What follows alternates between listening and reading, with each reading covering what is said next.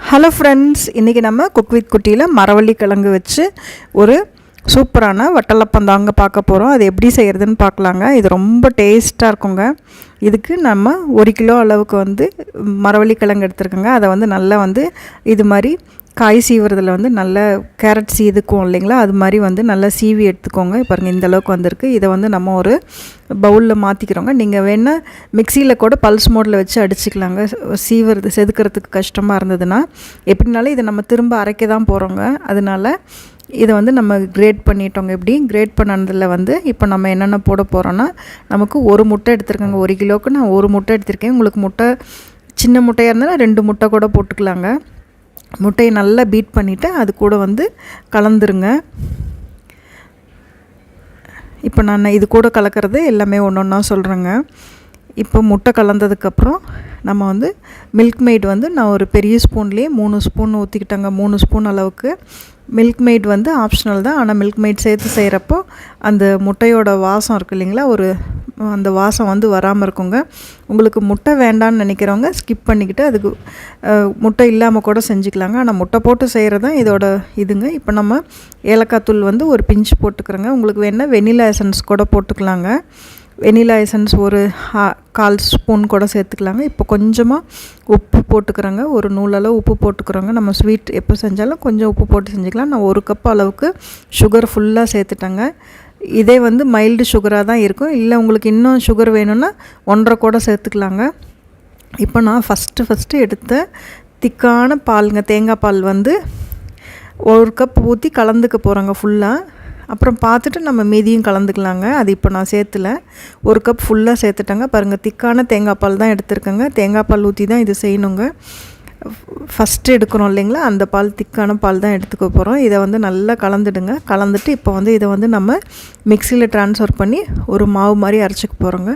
இன்னும் நான் திரும்ப அதையும் இன்னும் ஒரு 1/2 கப் எடுத்து வச்சோம் இல்லைங்களா, மீதி அதையும் நல்லா சேர்த்துட்டேங்க. மொத்தமாக இப்போ நம்ம 1.5 கப் அளவுக்கு தேங்காய் பால் சேர்த்துருக்கோங்க.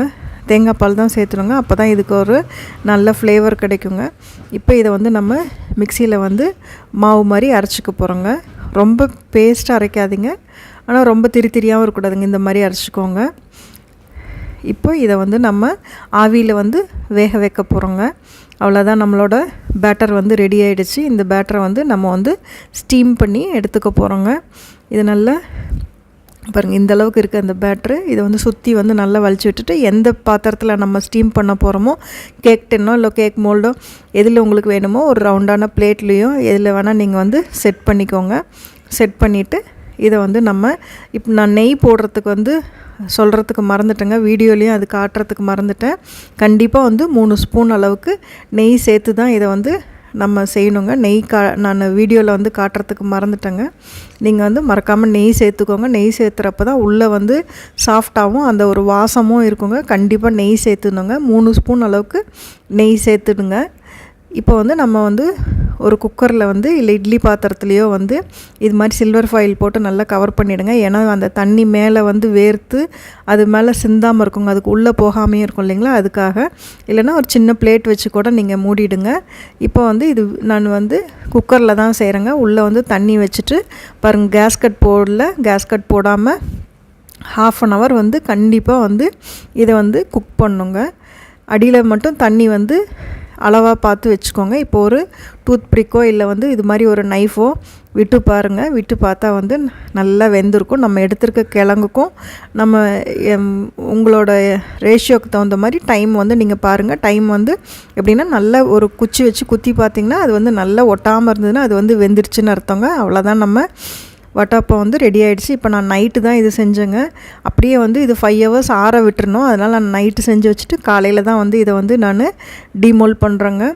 இதை நம்ம நல்லா சுற்றி நைஃப்பில் ஆறணுங்க. இது ஃபுல்லாக ஆறணும். அவ்வளோ சூடாக இருக்குங்க. அதனால் நம்ம 5 hours ஆகுதான் இதை ஆறத்துக்கு ஒரு ரெஸ்டிங் டைம் மாதிரி கொடுக்கணுங்க.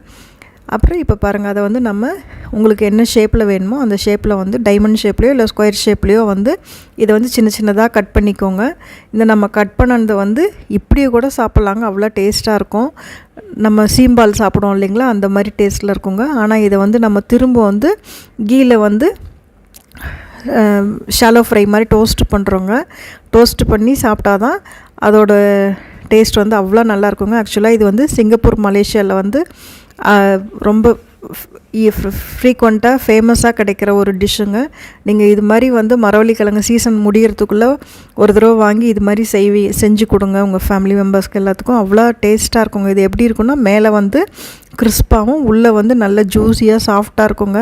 நம்ம யூஸ்வலாக செய்கிற வட்டை அப்பத்தோட இதில் வந்து ஹெல்த் பெனிஃபிட்ஸும் நிறையா இருக்குங்க. முட்டை, பால், தேங்காய் பால், மரவள்ளிக்கிழங்கு எல்லாமே போட்டிருக்கோம் இல்லைங்களா. அதனால் குழந்தைங்கள்லேருந்து பெரியவங்க வரைக்கும் விரும்பி சாப்பிடுவாங்க மாதிரி டேஸ்ட்டாக இருக்குங்க.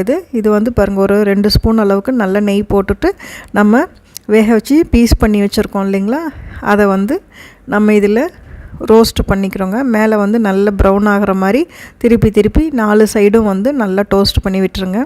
நம்ம எல்லாமே இதில் அடுக்கி வச்சுக்கிறோங்க. அடுக்கி வச்சுட்டு உங்கள் பேனுக்கு தகுந்த மாதிரி நீங்கள் வந்து எவ்வளோ வந்து அதில் பிடிக்குமோ அந்தளவுக்கு வந்து இதை வந்து திருப்பி விட்டு நல்லா வந்து ஒரு ப்ரௌன் கலர் வந்து வர மாதிரி அளவுக்கு லைட் ப்ரௌனாக இருக்கணும். கரிஞ்சு போகிறதுக்கு விட்டுறாதீங்க.